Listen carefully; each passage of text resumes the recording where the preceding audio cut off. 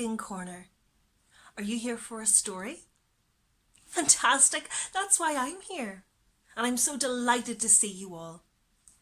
Especially you, Kayleen.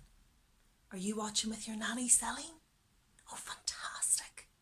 Now you just sit down and make yourself comfortable, and we're going to begin today's story, which is Little Miss Trouble and the Mermaid by Roger Hargreaves.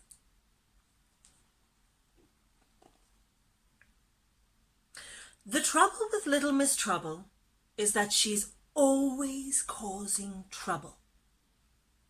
Like when she met Mr. Greedy. "Do you know that they're giving away ice creams around the corner?" she asked him. "Really?" cried Mr. Greedy, and raced off to get some. What he did not know, and Little Miss Trouble did, was that workmen had dug up the pavement around the corner. Mr. Greedy fell right down the hole. Thump! Little Miss Trouble thought this was very funny. Mr. Greedy did not.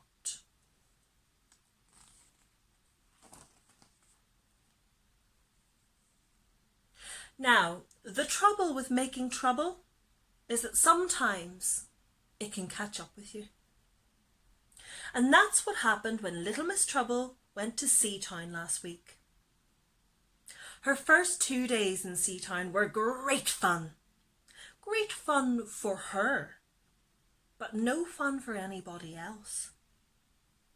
She splashed Little Miss Splendid and blamed Little Miss Chatterbox, who Little Miss Splendid sprayed with cold seawater. Little Miss Trouble kicked sand all over Mr. Strong and then blamed Mr. Sneeze, who Mr. Strong buried in sand up to his nose.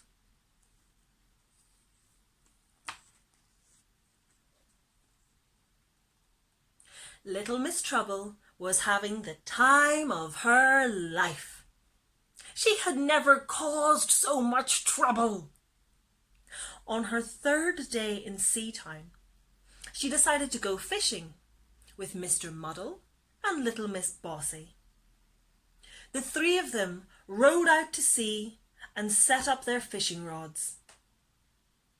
Little Miss Trouble was trying to think of the best way to cause trouble when she felt something tug on her fishing line.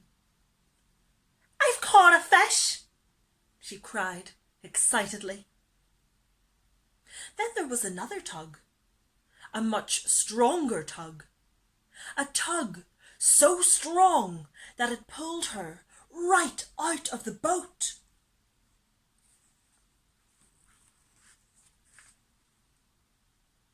Not only did it pull her out of the boat, it pulled her down into the sea.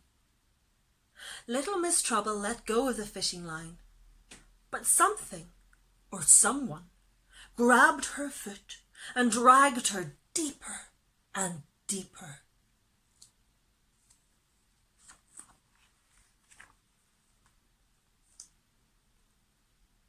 It was not until she reached the bottom of the sea that she discovered who had caught her. It was a mermaid. "There is someone who wishes to see you," said the mermaid to a flabbergasted Little Miss Trouble.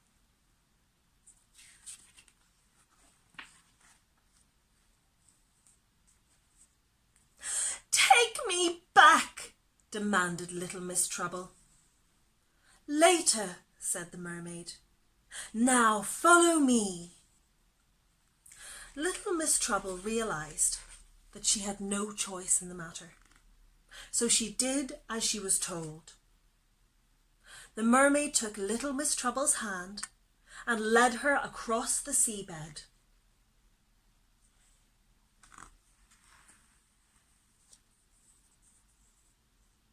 After a short while, they came to a coral reef. "Where are you taking me?" asked Little Miss Trouble. "You are about to find out," replied the mermaid.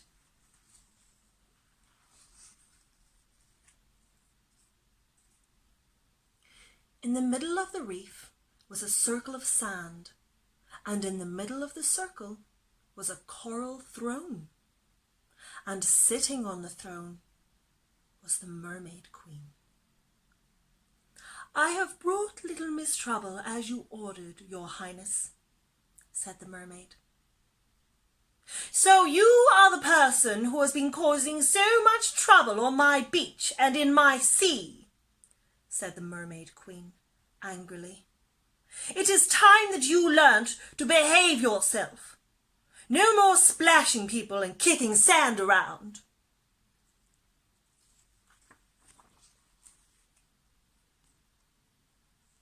"But it wasn't me," exclaimed little Miss Trouble. "It was little Miss Chatterbox and Mr. To little Miss Trouble's huge surprise, the word sneeze, which she had meant to say, came out as a bubble. And every time she tried to say it, the same thing happened, until there was a stream of bubbles coming out of her mouth.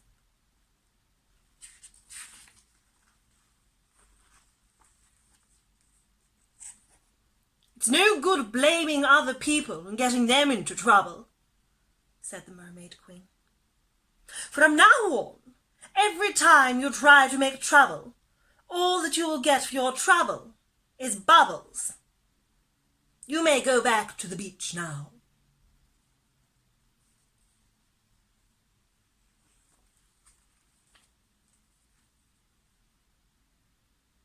The mermaid led little Miss Trouble away. They swam to the edge of the coral reef, where a dolphin was waiting. "This dolphin will take you back to Sea Town. Do not forget what the Queen has said," warned the mermaid.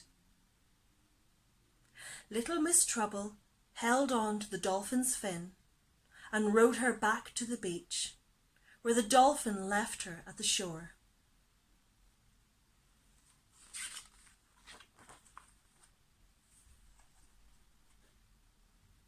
The beach was crowded, and as little Miss Trouble watched the dolphin's fin as it swam away, an idea struck her. "There's a—" she shouted at the top of her voice. But instead of the word shark, which she had meant to shout to scare everyone, a huge bubble came out of her mouth, and then another. Everyone on the beach gave her a very odd look. Feeling very foolish, little Miss Trouble went back to her hotel.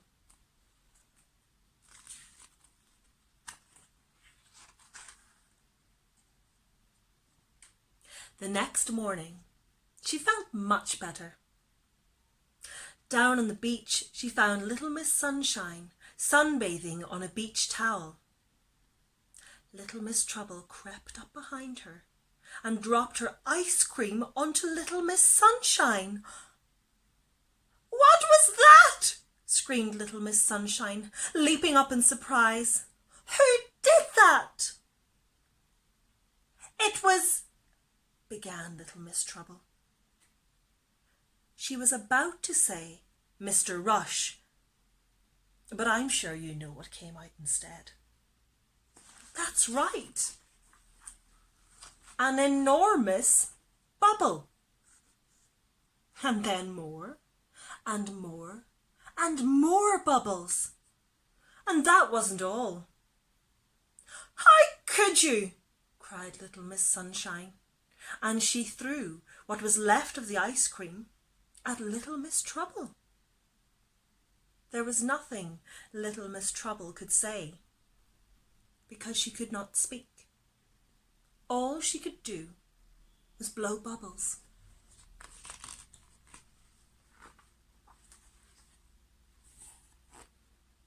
And so it went on. Every time little Miss Trouble tried to cause trouble, the same thing happened. By the end of the week, Little Miss Trouble had given up trying to make trouble and had started building sand castles instead. In fact, she became so good at building sand castles that she won the sand castle competition. She was very excited until she discovered what the prize was. A year's supply of bubble bath. The end.